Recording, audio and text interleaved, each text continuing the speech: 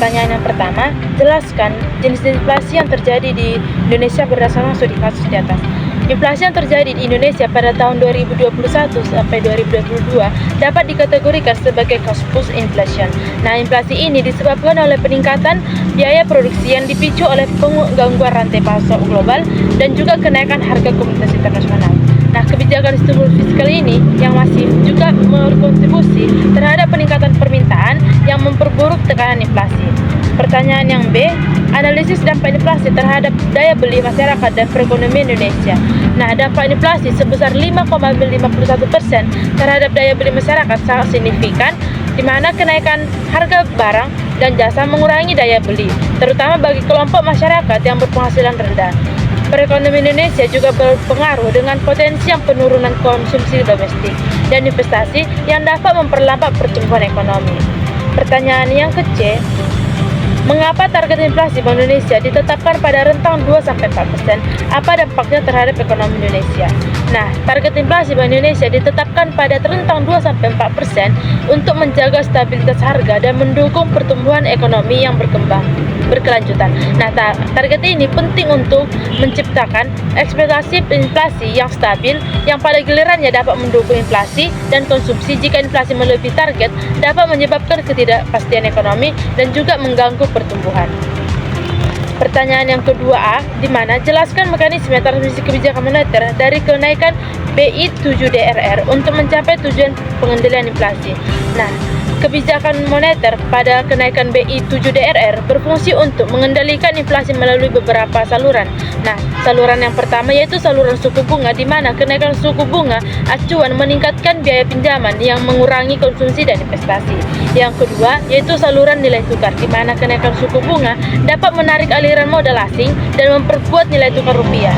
Nah, saluran yang terakhir yaitu saluran ekspektasi, di mana kenaikan suku bunga ini menunjukkan komitmen BI untuk mengendalikan inflasi yang dapat mempengaruhi ekspektasi inflasi masyarakat. Nah, pertanyaan yang 2B, mengapa kenaikan suku bunga acuan BI juga diharapkan dapat menstabilkan nilai tukar rupiah, terutama saat The Fed juga menaikkan suku bunganya. Nah, kenaikan suku bunga acuan BI diharapkan dapat menstabilkan nilai tukar rupiah karena menarik investasi asing, karena The Fed juga menaikkan suku bunganya, di mana BI perlu menaikkan suku bunga untuk menjaga daya tarik investasi di Indonesia untuk menjaga aliran modal keluar. Pertanyaan yang kedua C, di mana sebutkan dan jelaskan dampak negatif yang mungkin timbul dari kebijakan moneter ketat atau kenaikan suku bunga ini terhadap perekonomian domestik. Nah, dampak negatif dari kebijakan moneter ketat ini, yang pertama, penurunan pertumbuhan ekonomi, di mana kenaikan suku bunga itu dapat mengurangi konsumsi dan investasi. Yang kedua, dengan peningkatan risiko kredit, di mana biaya pinjaman yang lebih tinggi itu dapat meningkatkan risiko gagal bayar. Yang ketiga dan terakhir, yaitu dampak pada sektor real, yang kita tahu di mana sektor-sektor yang bergantung pada pembiayaan seperti properti, UKM dapat tertekan akibat dari dampak ini. Yang ketiga, pertanyaannya yang A, analisis peran perbankan syariah dalam sistem moneter Indonesia dan perbedaannya dengan perbankan konvensional. Nah, perbankan syariah ini berperan dalam menyediakan alternatif pembiayaan yang sesuai dengan prinsip syariah. Nah, berbeda dengan perbankan konvensional yang berbasis bunga. Nah, perbankan syariah ini mendorong inklusi keuangan dan memberikan solusi bagi masyarakat yang tidak ingin terlibat dalam riba, berbeda dengan konversi perbankan konvensional. Pertanyaan yang ke-B, jelaskan tantangan dan peluang pengembangan perbankan syariah dalam konteks kebijakan moneter.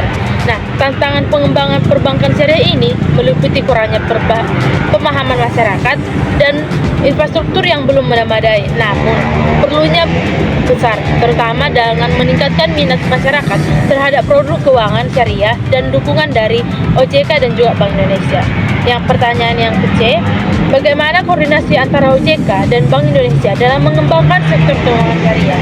Nah, OJK dan Bank Indonesia berkoordinasi dalam mengembangkan sektor keuangan syariah melalui regulasi yang mendukung pengembangan ini produk dan peningkatan literasi keuangan syariah.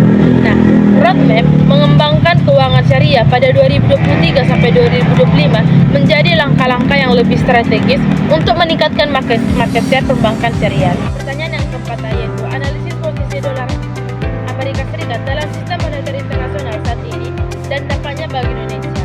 Nah, dolar Amerika Serikat saat ini masih menjadi mata uang dominan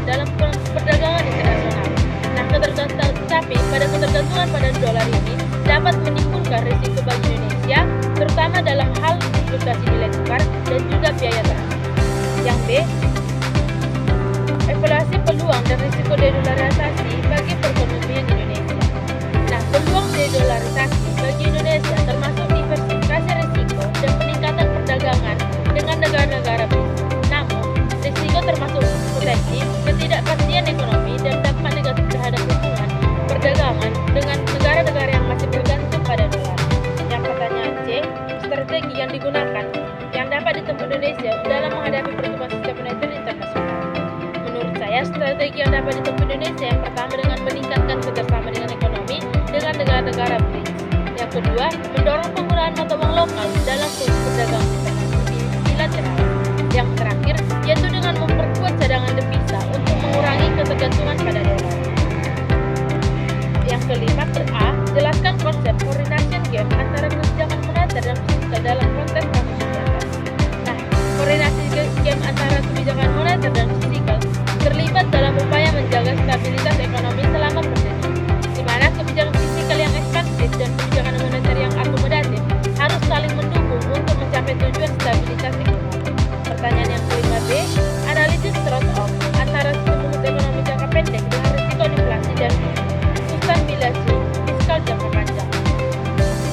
Stimulasi ekonomi jangka pendek dapat mendorong pertumbuhan, tetapi berisiko menimbulkan inflasi dan masalah sustainability yang fiskal jangka panjang. Oleh karena itu penting untuk menyimbangkan antara pendukungan pertumbuhan dan juga menjaga stabilitas harga. Pertanyaan yang 5C, bagaimana strategi yang tepat dalam kebijakan stimulus tersebut? Nah, menurut saya, strategi yang tepat meliputi